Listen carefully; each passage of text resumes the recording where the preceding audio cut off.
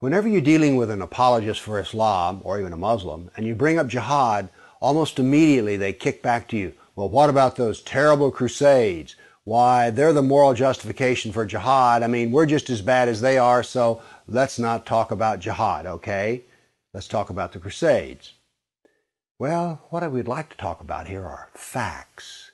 And it turns out I sat down and put together some work, and I created a database of some 548 battles that Islam fought, jihad battles against classical civilization. And these aren't even all the battles. It really doesn't say much about Africa and India, Afghanistan and all that. It's primarily the battles against the classical civilization of Rome and Greece. So, 548 battles is a lot, and it's too much to even comprehend. So I created something which I call a dynamic battle map, in which you have a display of the Mediterranean, and a white dot means that this 20-year period, that's a new battle. So every time the screen changes, it's 20-year period. The colors white turn to red, and so you can see a history. This may seem a little confusing, but I think when you see it, you'll know exactly what I mean. And here it starts. Islam burst out of the Arabian Peninsula and immediately starts attacking the Middle East. And notice that it doesn't take long until they're crossing the Mediterranean and attacking southern France and Spain.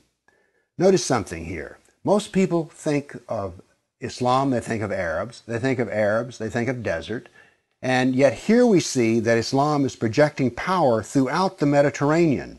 Notice how the little islands of the Mediterranean are getting hammered. The navy of Islam would attack coastal towns, kill, rob, rape, and then take slaves.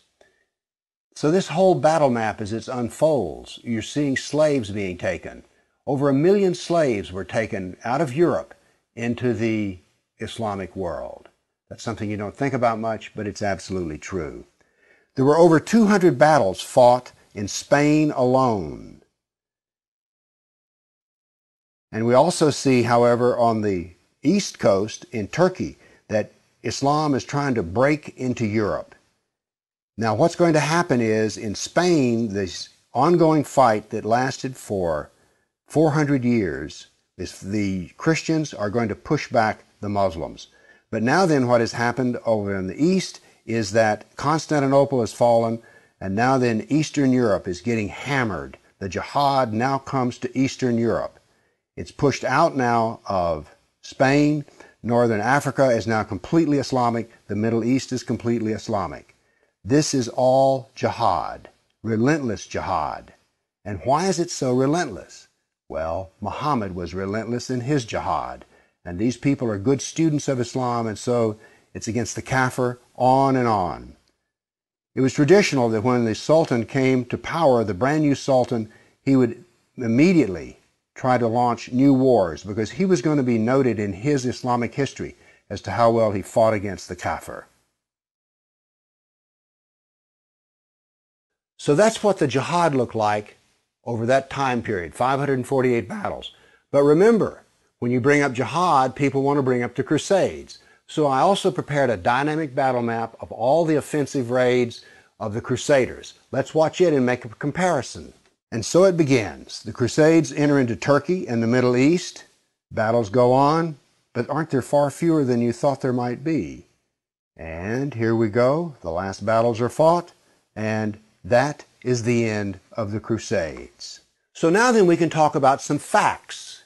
Yes, there were Crusades, but notice they ended centuries ago, and jihad is being practiced today. Jihad has been with us for 1,400 years. There is no comparison between jihad and the Crusades, certainly not a moral comparison. And when you're looking at the Crusades, remember, in one sense, all of the Crusades were defensive wars. Why? Well, as we saw in the first jihad map, it was Islam that came out of Arabia and conquered the Middle East, a Christian Middle East. And so the Crusaders were trying to free their Christian brothers and sisters from jihad. So there's no moral comparison at all. The motivation of the Crusaders was to free Christians. The purpose of jihad is to enslave the kafir. So the next time you hear somebody talk about, oh, those dreadful Crusades, you've seen some facts about the matter. Why don't you pipe up and tell them you know, you don't really know the matter.